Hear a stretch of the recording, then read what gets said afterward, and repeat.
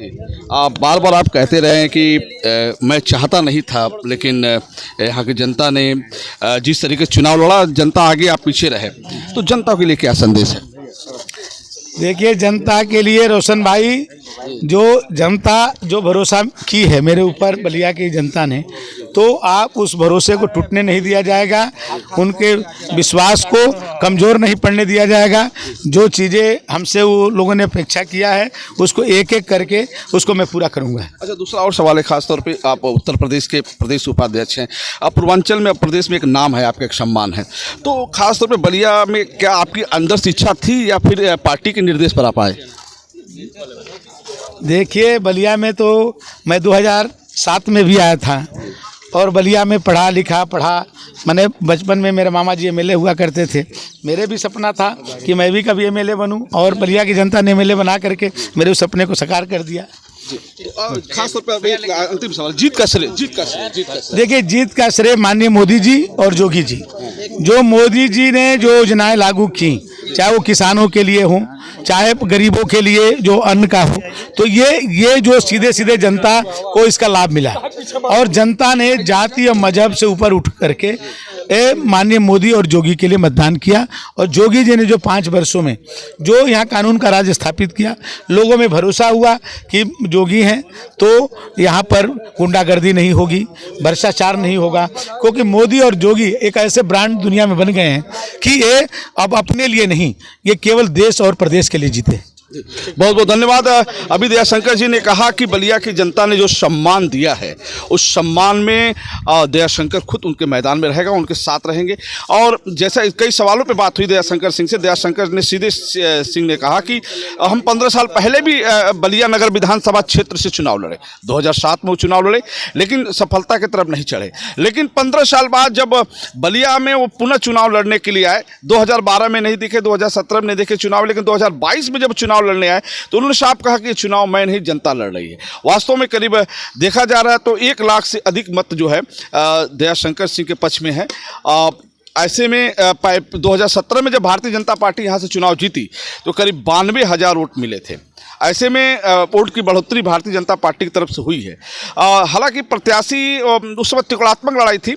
उस समय जब 2017 में चुनाव हुए थे तो उस समय समाजवादी पार्टी से लक्ष्मण गुप्ता थे और भारतीय जनता पार्टी से आनंद स्वरूप शुक्ला थे और वहीं बहुजन समाज पार्टी से नारद राय थे। तो त्रिकोणात्मक लड़ाई थी, उसमें वोट का रेशियो ज़्यादा था। लेकिन इस बार जो लड़ाई हुई है खासतौर पे भारतीय जनता पार्टी और समाजवादी पीठ के बीच लड़ाई हुई है। ऐसे में दयाशंकर सिंह चुनाव करीब, हालांकि अभी प्रमाण पत्र घोषणा नहीं हुई है, लेकिन जीत के तरफ हैं और प्रमाण पत्र के अपने लोगों से मिल रहे हैं और जहाँ मतगणना हो रही है उस तरफ बढ़ रहे हैं। हमने बातचीत किया, आपने सुना भी होगा। तो एक सबसे बड़ी मज़े की बात यह है कि पिछले बार 2017 में भारतीय जनता पार्टी को कुल 5 सीट मिला था। तो ऐसे में सिकंदरपुर में भी भारतीय जनता पार्टी थी, बैरिया में भी भारतीय जनता पार्टी थी, फेफना में भी भारतीय जनता पार्टी थी, बलिया में भी भारतीय जनता पार्टी थी, तो सिकंदरपुर में भी भारतीय जनता पार्टी थी। जहां भारतीय जनता पार्टी को 2017 में कुल 5 सीटें मिली थी, इस बार 2022 में जो चुनाव हुआ खासतौर पर बलिया में, यहाँ देखा गया कि 2 ही सीट पर भारतीय जनता पार्टी समेट के रह गई। हालांकि कुछ 5 सीटों पर मुकाबला है। जहाँ बलिया नगर विधानसभा क्षेत्र से दयाशंकर सिंह जीत के करीब हैं, वहीं केतकी सिंह अभी राम गोविंद चौधरी के बीच में जो मुकाबला हो रहा है उसमें भी ये देखा जा रहा है कि केतकी सिंह भी जीत की तरफ बढ़ चुकी है। ऐसे में भारतीय जनता पार्टी को कुल 3 सीटों का नुकसान उठाना पड़ा। वहीं समाजवादी पार्टी जहां 1 सीट पे समेट कर रह गई थी, लेकिन अब भारतीय जनता समाजवादी पार्टी को कुल 4 सीटें मिली हैं। ऐसे में सबसे बात यह है कि उमाशंकर सिंह अपने सीट को बचाने में कामयाब रहे। जहां 2017 में मोदी लहर में चुनाव लड़ के जीते, इस बार गाजीपुर जिले से महेंद्र चौहान चुनाव मैदान में कम समय में आए, अचानक आए, फिर भी वो रोचक मुकाबला रहा, फिर भी उमाशंकर सिंह जीत के करीब पहुंच गए।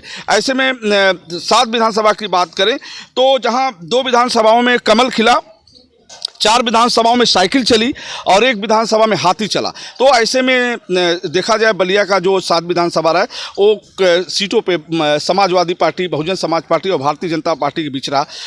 खैर, प्रदेश और पूर्वांचल के मुद्दों पे तो तमाम बहस हो रही है। बलिया में इस बार कुछ परिवर्तन हुआ है। मतदाताओं ने बड़ा ही सोच समझ के अपने जनप्रतिनिधियों को चुना है। एक माहौल था। जैसे 3 मार्च को जब चुनाव हुआ तो उस समय जो चर्चाएं थी खास तौर पे कि जितने भी प्रत्याशी मैदान में हैं वो चुनाव जीतेंगे, और प्रत्याशियों को भी पूरा उम्मीद था कि हम जिस तरीके से मतदाताओं के बीच जा रहे हैं, मेहनत कर रहे हैं, लड़ रहे हैं, ऐसे में हम चुनाव नहीं हारेंगे, क्योंकि मतदाताओं पर बड़ी भरोसा थी। लेकिन मतदाताओं ने जिस तरीके से परिवर्तन किया, जैसे बलिया नगर विधानसभा सीट से भारतीय जनता पार्टी पुनः जीती, बस चेहरा बदला।